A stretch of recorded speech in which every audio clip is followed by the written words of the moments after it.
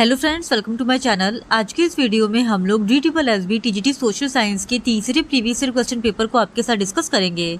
इससे पहले की वीडियोस में भी हमने DSSB TGT सोशल साइंस के प्रीवियस ईयर क्वेश्चन पेपर को आपके साथ डिस्कस किया है। अगर अभी तक आपने उन वीडियोस को नहीं देखा है तो उन वीडियोस का लिंक आपको डिस्क्रिप्शन बॉक्स में मिल जाएगा, आप उसे जाके देख सकते हैं। तो बिना देरी किए चलिए आज का ये वीडियो स्टार्ट करते हैं। तो आज की इस वीडियो में हम लोग 9 अक्टूबर 2021 के शिफ्ट सेकंड फीमेल में पूछे गए क्वेश्चंस का डिस्कशन आपके साथ करेंगे। तो क्वेश्चन नंबर 1 है, फ्रेंच क्रांति के संदर्भ में मनुष्य और नागरिक के अधिकारों की घोषणा के संदर्भ में निम्नलिखित में से कौन सा कथन सही है। पहला कथन है, यह 26 अगस्त 1789 को घोषित किया गया था। दूसरा, इसके सार्वभौमिक सिद्धांत थे। तीसरा, यह थॉमस जेफरसन द्वारा लिखा गया था। तो इस क्वेश्चन का सही जवाब है ऑप्शन ए, यानी केवल पहला और दूसरा कथन सही है, और जो तीसरा कथन है यह थॉमस जेफरसन द्वारा लिखा गया था, ये पूरी तरीके से गलत है। फिर क्वेश्चन नंबर 2, 1917 की रूसी क्रांति के समय पर महत्वपूर्ण राजनीतिक प्रवृत्ति डैश थी। पहला, जनवादी तथा समाजवादी क्रांतिकारी। दूसरा, उदारवादी तथा समाजवादी प्रजातंत्रवादी।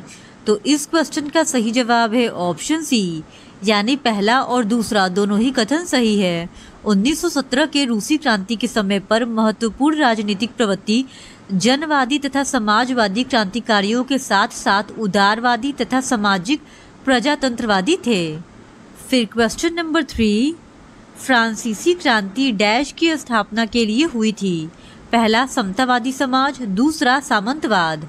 तो इस क्वेश्चन का सही जवाब है ऑप्शन ए, फ्रांसीसी क्रांति की स्थापना समतावादी समाज की स्थापना के लिए हुई थी, और यह घटना 1789 की है। फिर क्वेश्चन नंबर 4, रूसी सम्राटों को डैश के रूप में भी जाना जाता था। तो इस क्वेश्चन का सही जवाब है ऑप्शन सी, जार। रूसी सम्राटों को जार के रूप में भी जाना जाता था।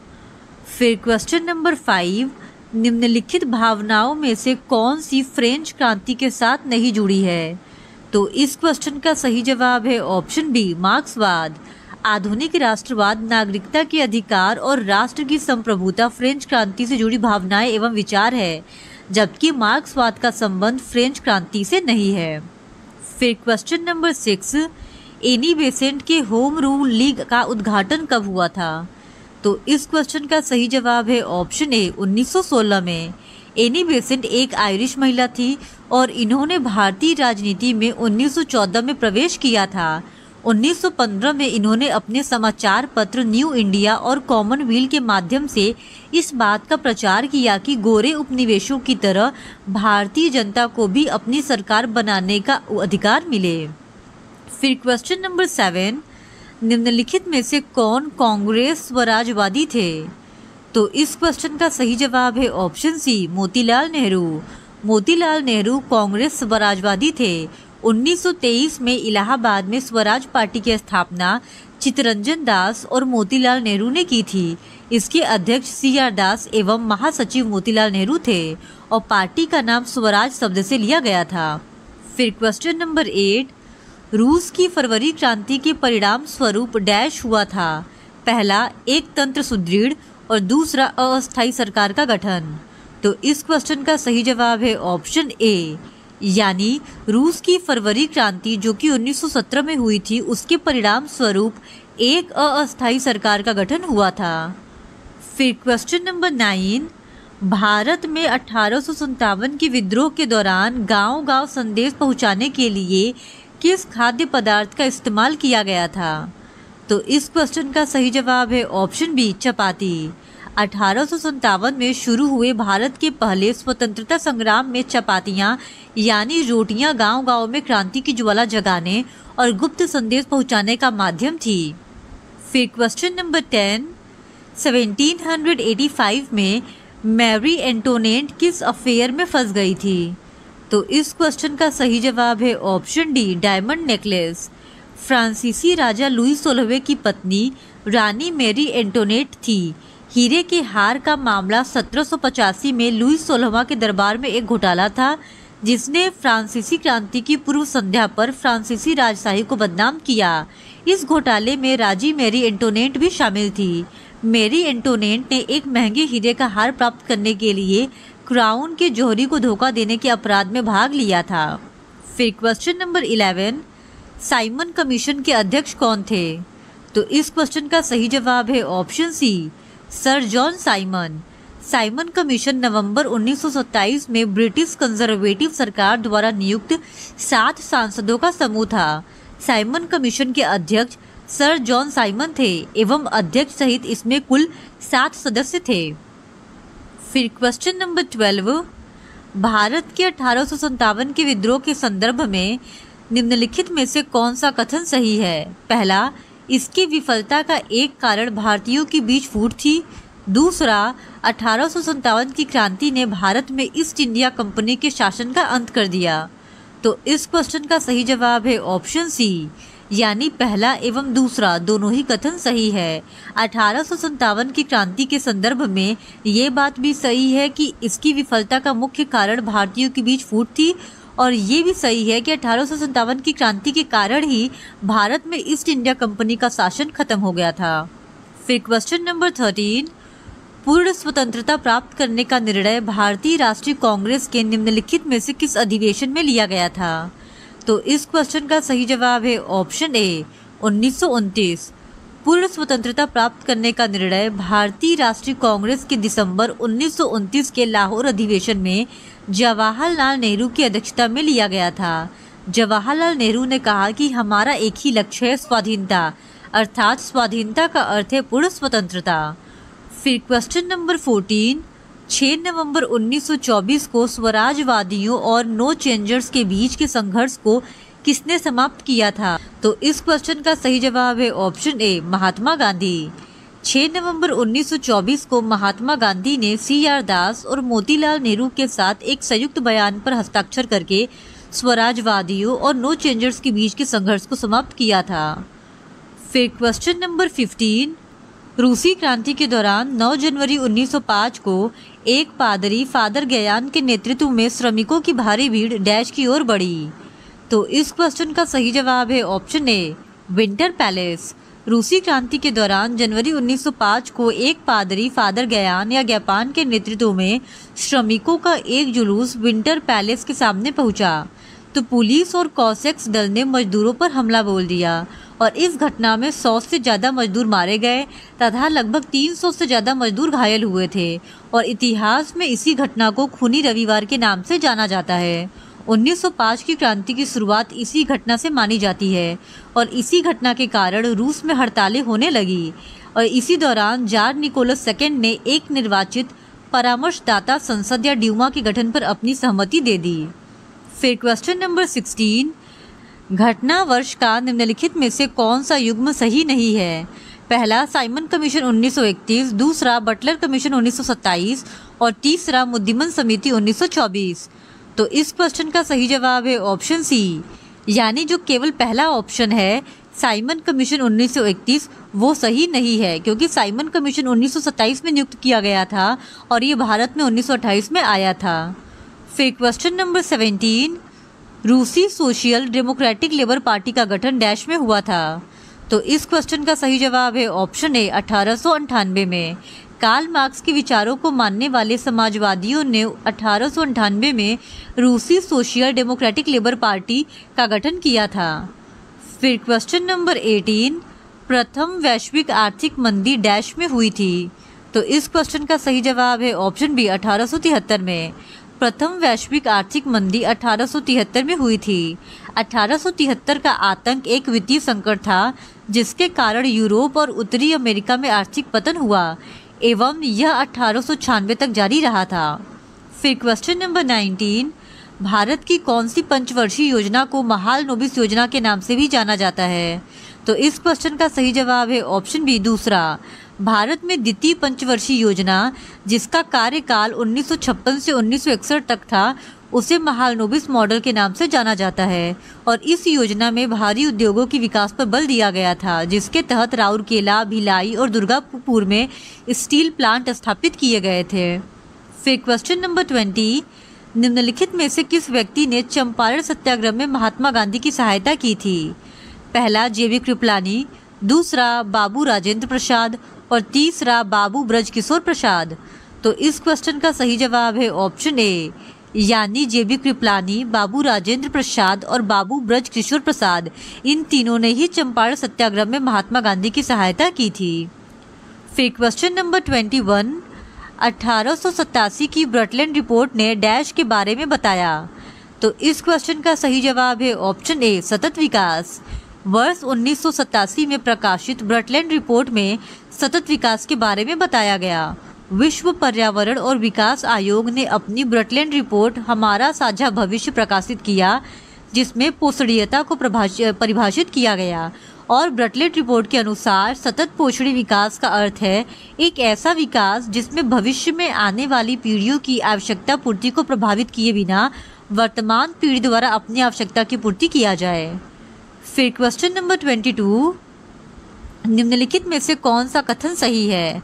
पहला, 1929 के आर्थिक संकट ने इटली में फासीवाद के उदय में महत्वपूर्ण भूमिका निभाई। दूसरा, फासीवादियों ने यहूदी समुदाय को नीचा बताया और आर्य जाति को एक श्रेष्ठ जाति के रूप में चित्रित किया। तो इस क्वेश्चन का सही जवाब है ऑप्शन ए, यानी केवल पहला कथन सही है, दूसरा कथन पूरी तरीके से गलत है। फिर क्वेश्चन नंबर 23, 1832 में समाजवाद शब्द प्रिंट में पहली बार फ्रांसीसी पत्रिका डैश में देखा गया था। तो इस क्वेश्चन का सही जवाब है ऑप्शन डी, ले ग्लोब। 1832 में समाजवाद शब्द प्रिंट में पहली बार फ्रांसीसी पत्रिका ले ग्लोब में देखा गया था और इस पत्रिका की स्थापना पियरे लेरोक्स और एक प्रिंटर अलेक्जेंडर लाचेवार्डियर ने की थी। फिर क्वेश्चन नंबर 24, प्रथम विश्व युद्ध के संदर्भ में निम्नलिखित में से कौन सा कथन सही है? पहला, इसका शुरुआत आर्कड्यूक फ्रांसिस फर्नांडिस की हत्या से हुई थी।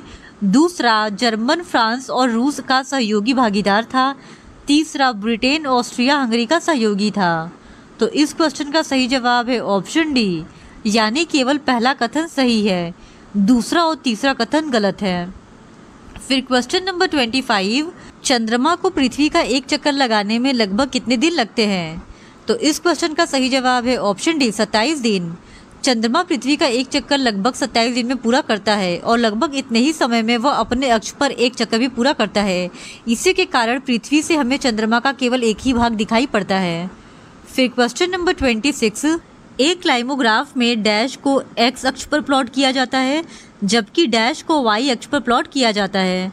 तो इस क्वेश्चन का सही जवाब है ऑप्शन सी, सापेक्षिक आर्द्रता, आर्द्र बल्ब तापमान। एक क्लाइमोग्राफ में सापेक्षिक आर्द्रता को एक्स अक्ष पर प्लॉट किया जाता है जबकि आर्द्र बल्ब तापमान को वाई अक्ष पर प्लॉट किया जाता है।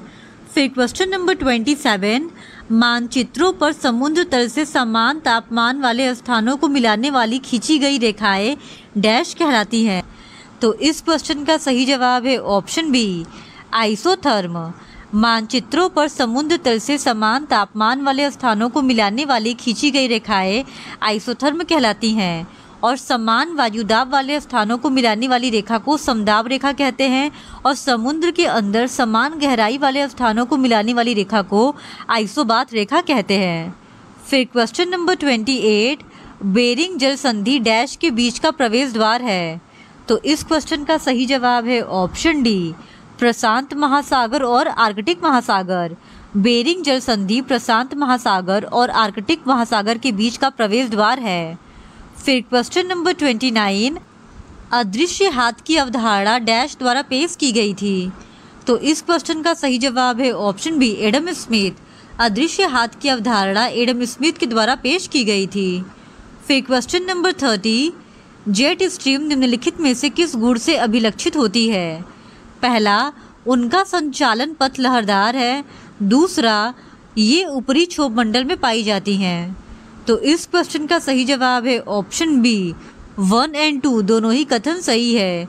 क्षोभ मंडल की ऊपरी सीमा में अत्यधिक तीव्र गति से पश्चिम से पूर्व दिशा में चलने वाली पवन प्रवाह को जेट स्ट्रीम की संज्ञा दी जाती है और इनका संचलन पथ लहरदार होता है और इस पवन की धारा का परिसंचरण दोनों गोलार्धों में 20 डिग्री अक्षांश से ध्रुवों के बीच 7.5 से 14 किलोमीटर की ऊंचाई के मध्य होता है।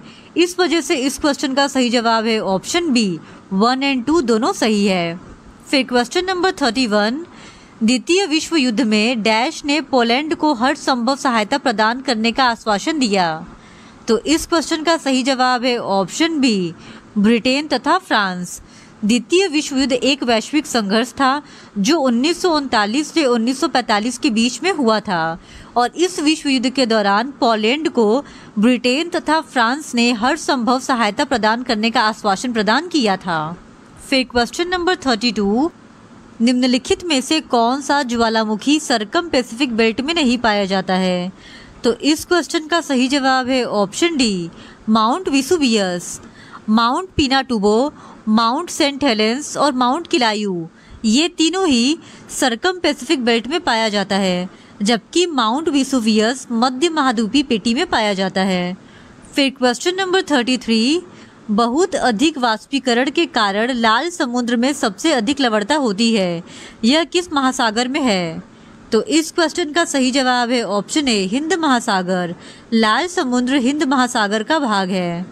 फिर क्वेश्चन नंबर 34, फांसीवादी सर्वाइवल ऑफ द फिटेस्ट सिद्धांत में विश्वास करते हैं तथा यह डैश द्वारा प्रतिपादित किया गया था।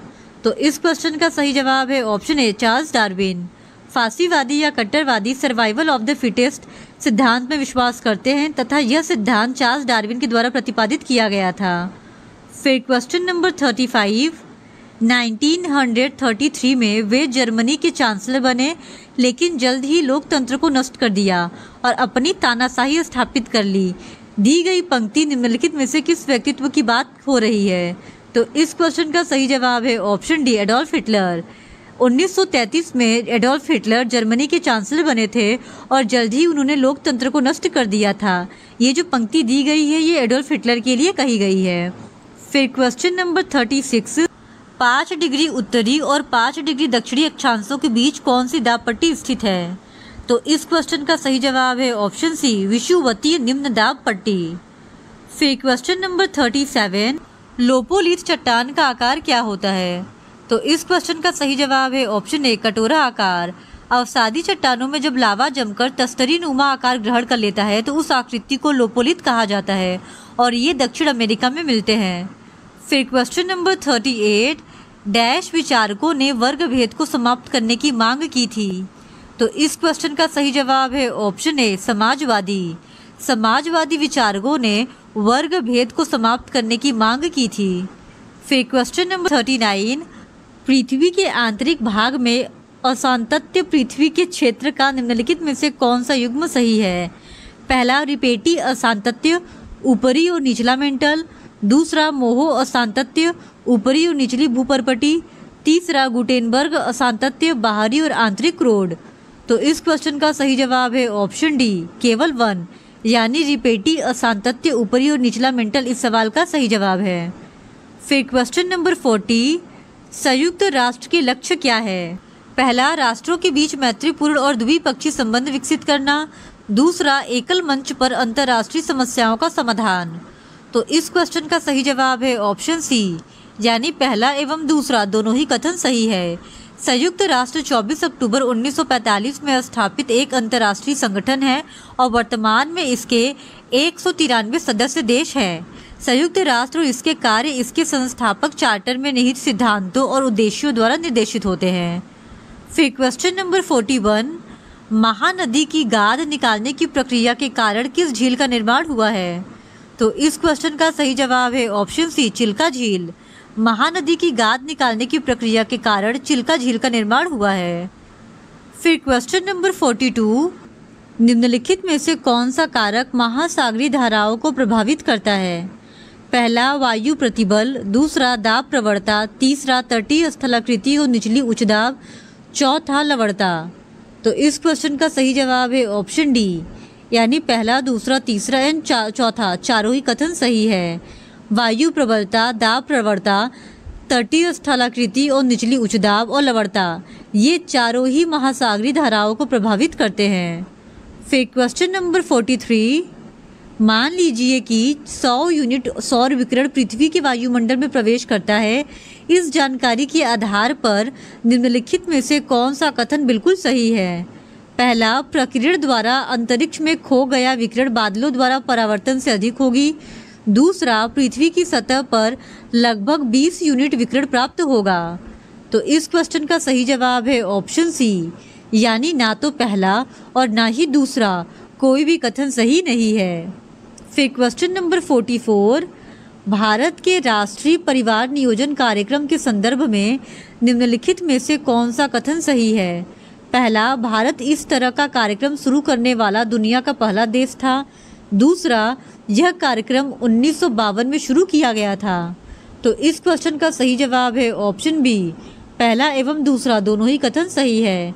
भारत में राष्ट्रीय परिवार नियोजन कार्यक्रम को वर्ष 1952 में शुरू किया गया था और भारत इस तरह का कार्यक्रम शुरू करने वाला दुनिया का पहला देश था। फिर क्वेश्चन नंबर 45, किन राज्यों को सामूहिक रूप में भारत की कपास की टोकरी के रूप में जाना जाता है?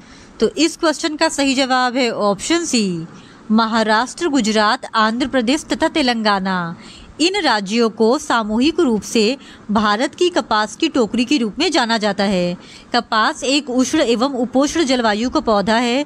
इसके लिए 21 डिग्री सेल्सियस से 30 डिग्री सेल्सियस के बीच औसत तापमान, 50 से 75 सेंटीमीटर की वर्षा तथा गहरी काली एवं दोमट मिट्टी उपयुक्त होती है। और देश में कपास उत्पादन के प्रमुख क्षेत्र गुजरात, सौराष्ट्र, दक्कन पठार का काली मिट्टी क्षेत्र, पश्चिमी आंध्र प्रदेश एवं पंजाब, हरियाणा, पश्चिमी उत्तर प्रदेश है। तो क्वेश्चन नंबर 46 है, एक उर्वरक उद्योग के लिए बुनियादी कच्चे माल डैश है? पहला, सल्फर, दूसरा, रॉक फॉस्फेट। तो इस क्वेश्चन का सही जवाब है ऑप्शन बी, 1 और 2 दोनों। यानी एक उर्वरक उद्योग के लिए बुनियादी कच्चे माल में सल्फर और रॉक फॉस्फेट दोनों ही जरूरी है। भारत में रासायनिक उर्वरक उद्योग की शुरुआत सन 1906 में रानीपेट, तमिलनाडु में सुपर फास्फेट संयंत्र की स्थापना से हुई थी और उर्वरक उद्योग में कच्चे माल के रूप में सल्फर, रॉक फॉस्फेट, नेफ्था, गंधक तथा जिप्सम आदि का प्रयोग किया जाता है। फिर क्वेश्चन नंबर 47, निम्नलिखित में से कौन सी एक रोपण फसल है? पहला, नारियल, दूसरा, रबर, तीसरा, चाय। तो इस क्वेश्चन का सही जवाब है ऑप्शन सी, यानी नारियल, रबर और चाय, ये तीनों ही एक रोपण फसल है। बागानी या रोपण कृषि नई तकनीकों एवं मशीनों का इस्तेमाल करते हुए वाणिज्यिक आधार पर उगाई जाने वाली उष्णकटिबंधीय फसलों की एकल कृषि है, जिसकी शुरुआत औपनिवेशिक काल के दौरान यूरोपीय भूस्वामियों द्वारा की गई थी। फिर क्वेश्चन नंबर 48, तापी नदी डैश से निकलती है? तो इस क्वेश्चन का सही जवाब है ऑप्शन बी, सतपुड़ा हिल से। तापी नदी मध्य प्रदेश के बैतूल जिले में मुल्ताई के पास से निकलती है, जो सतपुड़ा पर्वत का पूर्वी भाग है और यह लगभग 424 किलोमीटर प्रवाहित होते हुए अरब सागर के खंबात की खाड़ी में गिरती है। फिर क्वेश्चन नंबर 49, नदी सहायक नदी का निम्नलिखित में से कौन सा युग्म सही है? पहला, सिंधु झेलम, दूसरा, यमुना गोमती, तीसरा, कृष्णा और पेनगंगा। तो इस क्वेश्चन का सही जवाब है ऑप्शन ए, यानी केवल सिंधु झेलम, ये जो युग्म है वो सही है। फिर क्वेश्चन नंबर 50, 2019 में मक्का का सबसे बड़ा उत्पादक देश कौन सा है? तो इस क्वेश्चन का सही जवाब है ऑप्शन बी, संयुक्त राज्य अमेरिका। मक्का अमेरिका का मूल पौधा है। यह मुख्यतः खरीफ की फसल है। वर्ष 2019 में मक्का का सबसे बड़ा उत्पादक देशों में पहले स्थान पर संयुक्त राज्य अमेरिका था और वर्तमान स्थिति के अनुसार भी क्रमशः पहले एवं दूसरे स्थान पर संयुक्त राज्य अमेरिका एवं चीन है।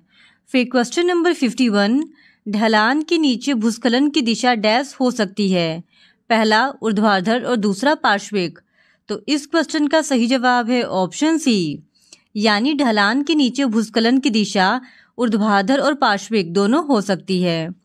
फिर क्वेश्चन नंबर 52, किस वर्ष के बाद भारत जनसांख्यिकी संक्रमण के दूसरे चरण में पहुंच गया? तो इस क्वेश्चन का सही जवाब है ऑप्शन डी, 1920। जननांगी संक्रमण सिद्धांत का प्रतिपादन 1929 में W.S. थॉम्सन ने किया तथा वैज्ञानिक स्वरूप देने का श्रेय फ्रैंक W. नोटेस्टीन को है, जिन्हें जननांगी का जनक कहा जाता है। और 1920 के बाद भारत जनसांख्यिकी संक्रमण के दूसरे चरण में पहुंच गया। फिर क्वेश्चन नंबर 52, निम्नलिखित में से किस वन में सुंदरवन डेल्टा पाया जाता है? तो इस क्वेश्चन का सही जवाब है ऑप्शन बी, सदाबहार वन। सदाबहार वन में सुंदर डेल्टा पाया जाता है जिसमें मुख्यतः गंगा, महानदी, गोदावरी, कृष्णा एवं कावेरी नदियों के डेल्टा तथा अंडमान और निकोबार द्वीप समूह के भाग शामिल हैं। फिर क्वेश्चन नंबर 54, जनसंख्या की प्राकृतिक वृद्धि को डैश के रूप में व्यक्त किया जाता है। तो इस क्वेश्चन का सही जवाब है ऑप्शन बी, जन्म दर मृत्यु दर। फिर क्वेश्चन नंबर 55, निम्नलिखित में से कौन स्वर्णिम चतुर्भुज गलियारे की एक भुजा नहीं है? तो इस क्वेश्चन का सही जवाब है ऑप्शन सी, श्रीनगर कोलकाता। श्रीनगर कोलकाता स्वर्णिम चतुर्भुज गलियारे की एक भुजा नहीं है, किंतु दिल्ली, मुंबई, कोलकाता, चेन्नई तथा मुंबई चेन्नई स्वर्णिम चतुर्भुज गलियारे की भुजा है। फिर क्वेश्चन नंबर 56, निम्नलिखित में से कौन सी निचली गोंडवाना प्रणाली की सबसे नवीन श्रृंखला है? तो इस क्वेश्चन का सही जवाब है ऑप्शन बी, पंचेत श्रृंखला। पंचेत श्रृंखला निचली गोंडवाना प्रणाली की सबसे नवीन श्रृंखला है और इसका नामकरण रानीगंज के दक्षिण स्थित पहाड़ी के नाम पर किया जाता है। फिर क्वेश्चन नंबर 57, ऐतिहासिक भूकंपीयता और मजबूत जमीनी गतियों के आधार पर भारत को डैश क्षति जोखिम क्षेत्रों विभाजित किया गया है। तो इस क्वेश्चन का सही जवाब है ऑप्शन ए, 4। राष्ट्रीय आपदा प्रबंधन संस्थान ने भारत को निम्नलिखित 5 भूकंपीय क्षेत्रों में विभाजित किया था, किंतु भूकंपीय क्षेत्रीकरण मानचित्र के अद्यतन संस्करण के अनुसार भूकंप जोन 1 और 2 को एक में समाहित कर अब जोन 2 का निर्धारण किया गया है। इस प्रकार अब देश को 4 भूकंपीय क्षेत्रों में विभक्त कर दिया गया है। फिर क्वेश्चन नंबर 58, निम्नलिखित में से कौन सा एक लंबी अवधि का खतरा है? तो इस क्वेश्चन का सही जवाब है ऑप्शन बी, सूखा। सूखा एक लंबी अवधि का खतरा माना जाता है। सूखा ऐसी स्थिति को कहा जाता है जब लंबे समय तक कम वर्षा, अत्यधिक वाष्पीकरण और जलाशयों तथा भूमिगत जल के अत्यधिक प्रयोग से भूतल पर जल की कमी हो जाए। फिर क्वेश्चन नंबर 59, विश्व का सबसे बड़ा डाक नेटवर्क किस देश में है? तो इस क्वेश्चन का सही जवाब है ऑप्शन सी, इंडिया। 150 से अधिक वर्षों से कार्यरत भारतीय डाक विभाग संचार की रीढ़ रहा है और देश के सामाजिक आर्थिक विकास में महत्वपूर्ण भूमिका निभाई है। 1,56,600 डाकघरों के साथ इस विभाग के पास दुनिया में सबसे व्यापक रूप से वितरित डाक नेटवर्क है। भारतीय डाक का कार्य लोगों की छोटी बचत योजनाओं का जमा स्वीकार करना, डाक जीवन बीमा, बिल संग्रह, बिक्री, मनरेगा मजदूरी वितरण और वृद्धा पेंशन भुगतान आदि है। फिर क्वेश्चन नंबर 60, इनमें से कौन सी भौगोलिक परिस्थिति गेहूं की खेती के लिए आवश्यक है? पहला, पकने के समय खिली धूप की आवश्यकता होती है। दूसरा, शुष्क परिस्थितियों में गेहूं के लिए अच्छी जल निकासी वाली भारी मृदा उपयुक्त होती है। तो इस क्वेश्चन का सही जवाब है ऑप्शन ए, 1 और 2 दोनों, यानी ये दोनों ही परिस्थितियों की जरूरत होती है गेहूं की खेती के लिए। फिर क्वेश्चन नंबर 61, निम्नलिखित में से कौन सा मौद्रिक समुच्चय बैंकिंग क्षेत्र की संपूर्ण बैलेंस शीट को दर्शाता है? तो इस क्वेश्चन का सही जवाब है option B, M3। Reserve bank द्वारा दिसंबर 1997 में YV रेड्डी की अध्यक्षता में गठित कमेटी मुद्रा पूर्ति विश्लेषण व संकलन ने रिपोर्ट 1998 में पेश की, जिसमें 4 प्रकार के मौद्रिक समुच्चयों का संकलन किया गया था, M0, M1, M2 व M3। M3 को व्यापक मुद्रा कहते हैं और M3 वह मौद्रिक समुच्चयों जो बैंकिंग क्षेत्र के संपूर्ण बैलेंस शीट को दर्शाता है। यह मौद्रिक नीति के संचालन की सबसे व्यापक व व्यवहारिक धारणा है। फिर क्वेश्चन नंबर 62, निम्नलिखित में से कौन सा क्रेडिट नियंत्रण की मात्रात्मक तकनीक है? पहला, बैंक दर। दूसरा, खुला बाजार परिचालन। तो इस क्वेश्चन का सही जवाब है ऑप्शन बी, यानी बैंक दर और खुला बाजार परिचालन, ये दोनों ही क्रेडिट नियंत्रण की मात्रात्मक तकनीक है। फिर क्वेश्चन नंबर 63, निम्नलिखित में से किस वर्ष में केंद्र सरकार द्वारा केंद्र राज्य संबंधों के लिए सरकारी आयोग नियुक्त किया गया था? तो इस क्वेश्चन का सही जवाब है ऑप्शन बी, 1983 में। भारत सरकार द्वारा 1983 में कई मुद्दों की जांच के लिए सरकारी आयोग का गठन किया गया था। आयोग का एक प्रमुख उद्देश्य केंद्र और राज्यों के बीच संबंधों की जांच करना था और 1988 में आयोग ने अपनी अंतिम रिपोर्ट पेश की थी। फिर क्वेश्चन नंबर 64, निम्नलिखित में से कौन सुनामी उत्पन्न करने के लिए उत्तरदायी प्रमुख कारकों में से एक नहीं है? तो इस क्वेश्चन का सही जवाब है ऑप्शन ए, एक क्षेत्र में बादल का जोर से फटना। एक क्षेत्र में बादल का जोर से फटना सुनामी के लिए उत्तरदायी कारक नहीं है, जबकि समुद्र तल में ज्वालामुखी विस्फोट, अचानक विवर्तनिक हलचलों के कारण समुद्र के नीचे बड़े पैमाने पर भूस्खलन तथा अभिसरण विनाशकारी प्लेटों का टकराव आदि सुनामी उत्पन्न करने वाले महत्वपूर्ण उत्तरदायी कारक है। फिर क्वेश्चन नंबर 65, निम्नलिखित में से कौन सी पार्टी 1977 में जनता पार्टी बनाने वाली पार्टियों के समूह का हिस्सा नहीं थी? तो इस क्वेश्चन का सही जवाब है ऑप्शन डी, स्वतंत्र पार्टी। स्वतंत्र पार्टी 1977 में जनता पार्टी बनाने वाली पार्टियों के समूह का हिस्सा नहीं थी, जबकि जनता दल, लोकतंत्र के लिए कांग्रेस और भारतीय जनसंघ ये तीनों ही पार्टी 1977 में जनता पार्टी बनाने वाली पार्टियों के समूह का हिस्सा रही थी। फिर क्वेश्चन नंबर 66, वाणिज्यिक पत्र के संदर्भ में निम्नलिखित में से कौन सा कथन सही है? पहला, यह एक वचन पत्र के रूप में जारी किया गया एक असुरक्षित मुद्रा बाजार साधन है। दूसरा, इसे भारत में 1990 में पेश किया गया था। तीसरा, वे भारतीय रिजर्व बैंक द्वारा जारी किए जाते हैं। तो इस क्वेश्चन का सही जवाब है ऑप्शन सी, यानी केवल पहला और दूसरा स्टेटमेंट सही है, जबकि तीसरा स्टेटमेंट गलत है। फिर क्वेश्चन नंबर 67, निम्नलिखित में से कौन सा कारक खाद्यान्न के शुद्ध उत्पादन को बढ़ाने में योगदान देता है? पहला, खेती की विधि और दूसरा, खाद्यान्नों का भंडारण। तो इस क्वेश्चन का सही जवाब है ऑप्शन सी, 1 और 2 दोनों, यानी खाद्यान्न के शुद्ध उत्पादन को बढ़ाने में योगदान खेती की विधि और खाद्यान्नों का भंडारण ये दोनों ही देते हैं।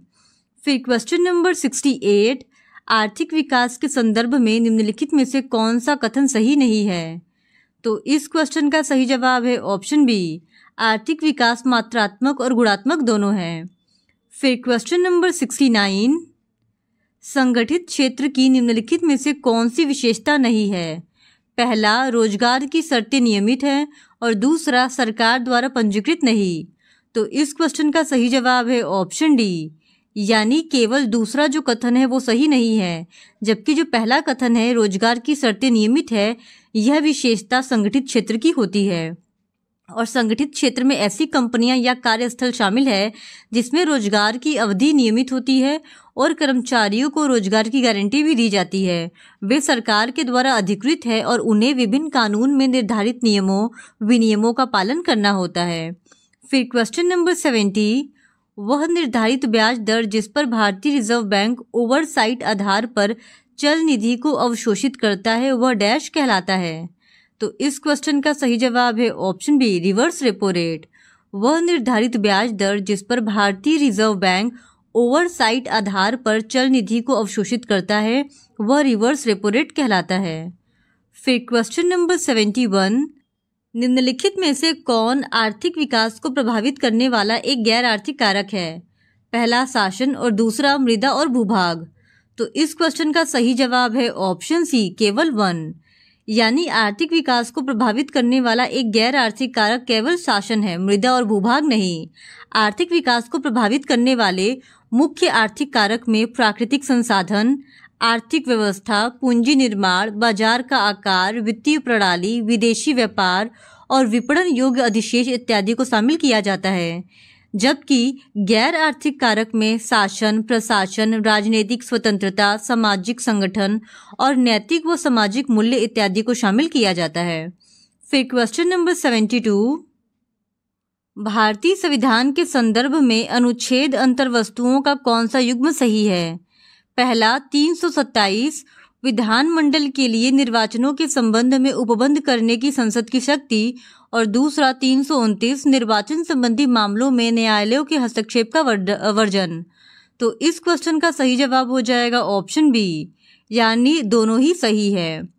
फिर क्वेश्चन नंबर 73, डैश के पास राज्य विधानमंडल के किसी विधेयक पर सहमति रोकने और राष्ट्रपति के विचार के लिए आरक्षित रखने की शक्ति होती है? तो इस क्वेश्चन का सही जवाब है ऑप्शन डी, राज्यपाल। राज्यपाल के पास राज्य विधानमंडल के किसी विधेयक पर सहमति रोकने और राष्ट्रपति के विचार के लिए आरक्षित रखने की शक्ति होती है। फिर क्वेश्चन नंबर 74, निम्नलिखित में से कौन सा कथन भारत में शक्तियों के विभाजन के संदर्भ में सही नहीं है? पहला, भारतीय संविधान की 7वीं अनुसूची में संघ और राज्य सरकार के बीच विधायी शक्तियों का एक विस्तृत विभाजन दिया हुआ है। दूसरा, भारतीय संविधान की 7वीं अनुसूची में 2 सूचियां दी गई हैं। तो इस क्वेश्चन का सही जवाब हो जाएगा ऑप्शन बी, केवल दूसरा। यानी भारत में शक्तियों के विभाजन के संदर्भ में जो दूसरा कथन है वो सही नहीं है। दूसरे कथन में ये लिखा गया है कि भारतीय संविधान की 7वीं अनुसूची में केवल 2 सूचियां दी गई हैं, जो कि पूरी तरीके से गलत है, क्योंकि भारतीय संविधान की 7वीं अनुसूची में 2 नहीं बल्कि 3 सूचियां दी गई हैं, जिसे संघ सूची, राज्य सूची और समवर्ती सूची के नाम से हम लोग जानते हैं। संघ सूची में 100, राज्य सूची में 61 और समवर्ती सूची में टोटल 52 विषय शामिल हैं। फिर क्वेश्चन नंबर 75, निम्नलिखित में से किस दल की स्थापना ममता बनर्जी द्वारा की गई थी? तो इस क्वेश्चन का सही जवाब है ऑप्शन डी, अखिल भारतीय तृणमूल कांग्रेस। जनवरी 1998 में ममता बनर्जी द्वारा अखिल भारतीय तृणमूल कांग्रेस को स्थापित किया गया था। फिर क्वेश्चन नंबर 76, निम्नलिखित में से कौन सा राजनीतिक नेता बहुजन समाज पार्टी से जुड़ा है? तो इस क्वेश्चन का सही जवाब है ऑप्शन बी, मायावती। मायावती का संबंध बहुजन समाज पार्टी से है और बहुजन समाजवादी पार्टी भारत में एक राष्ट्रीय स्तर की राजनीतिक पार्टी है और इस पार्टी की स्थापना कांसीराम द्वारा 1984 ईस्वी में किया गया था। फिर क्वेश्चन नंबर 77, स्वतंत्रता के समय भारतीय अर्थव्यवस्था डैश थी? पहला, अविकसित और दूसरा, स्वतंत्र अर्थव्यवस्था। तो इस क्वेश्चन का सही जवाब है ऑप्शन ए, केवल 1। यानी स्वतंत्रता के समय भारतीय अर्थव्यवस्था अविकसित अर्थव्यवस्था थी। फिर क्वेश्चन नंबर 78, भारतीय संविधान का कौन सा अनुच्छेद अंतर्राज्यिक नदियां या नदी दोनों के जल संबंधी विवादों का न्याय निर्णय से संबंधित है? तो इस क्वेश्चन का सही जवाब है ऑप्शन सी, अनुच्छेद 262। अनुच्छेद 262 अंतर्राज्यीय नदियां या नदी घाटियों के जल से संबंधित विवादों के न्याय निर्णय से संबंधित है। फिर क्वेश्चन नंबर 79, निम्नलिखित में से कौन सा कथन प्रतिनिधि लोकतंत्र के संदर्भ में सही है? पहला, यह लोकतंत्र का अप्रत्यक्ष रूप है। दूसरा, अध्यक्षात्मक लोकतंत्र एक प्रकार का प्रतिनिधि लोकतंत्र है। और तीसरा, संसदीय लोकतंत्रों की तुलना में दुनिया भर में अध्यक्षात्मक लोकतंत्र अधिक है। तो इस क्वेश्चन का सही जवाब है ऑप्शन सी, यानी केवल पहला और दूसरा कथन सही है। फिर क्वेश्चन नंबर 80, भारतीय संविधान का 61वां संशोधन अधिनियम 1989 निम्नलिखित में से किस प्रावधान से संबंधित है? तो इस क्वेश्चन का सही जवाब है ऑप्शन ए, मतदान की न्यूनतम आयु घटाकर 18 वर्ष कर दी गई। 1989 तक 21 वर्ष से ऊपर के भारतीय नागरिकों को वयस्क भारतीय माना जाता था, लेकिन 61वें संविधान संशोधन अधिनियम 1989 में संविधान के एक संशोधन के द्वारा इसे घटाकर 18 वर्ष कर दिया गया। फिर क्वेश्चन नंबर 81, भारत का संविधान डैश को लागू हुआ था? तो इस क्वेश्चन का सही जवाब है ऑप्शन ए, 26 जनवरी 1950 को। भारत का संविधान 26 नवंबर 1949 को अपनाया गया था। भारत का संविधान राज्यों का एक संघ है और यह सरकार की संसदीय प्रणाली के साथ एक संप्रभु समाजवादी धर्मनिरपेक्ष लोकतांत्रिक गणराज्य है। गणराज्य भारत के संविधान के अनुसार शासित है, जिसे 26 नवंबर 1949 को संविधान सभा द्वारा अपनाया गया था और इसे 26 जनवरी 1950 को लागू किया गया था। फिर क्वेश्चन नंबर 82, निम्नलिखित में से भारत के किस राज्य में पंचायती राज प्रणाली नहीं है? तो इस क्वेश्चन का सही जवाब है ऑप्शन बी, नागालैंड। नागालैंड में पंचायती राज प्रणाली नहीं है। फिर क्वेश्चन नंबर 83, भारतीय संविधान में मूल अधिकारों के संदर्भ में निम्नलिखित में से कौन सा कथन सही नहीं है? तो इस क्वेश्चन का सही जवाब है ऑप्शन बी, वे पूर्णतः निरपेक्ष है। फिर क्वेश्चन नंबर 84, भारतीय संविधान के समता के अधिकार के अंतर्गत निम्नलिखित में से कौन सा अनुच्छेद नहीं आता है? तो इस क्वेश्चन का सही जवाब है ऑप्शन सी, अनुच्छेद 13। भारतीय संविधान के अनुच्छेद 14 से लेकर 18 तक समानता के अधिकार का वर्णन किया गया है। इस वजह से अनुच्छेद 13 में समता का अधिकार शामिल नहीं होता है। फिर क्वेश्चन नंबर 85, स्वतंत्रता के बाद भारत में निम्नलिखित में से किस वर्ष में लोकतंत्र की शुरुआत की गई थी? तो इस क्वेश्चन का सही जवाब है ऑप्शन ए, 1950 में। स्वतंत्रता के बाद में भारत में वर्ष 1950 में लोकतंत्र की शुरुआत की गई थी। फिर क्वेश्चन नंबर 86, भारतीय संविधान की कौन सी अनुसूची दल परिवर्तन के आधार पर निर्भरता के बारे में उपबंध प्रदान करती है? तो इस क्वेश्चन का सही जवाब है ऑप्शन बी 10वीं। भारतीय संविधान की 10वीं अनुसूची, जिसे लोकप्रिय रूप से दल बदल विरोधी कानून एंटी डिफेक्शन लॉ कहा जाता है, वर्ष 1985 में 52nd संविधान संशोधन के द्वारा लाया गया।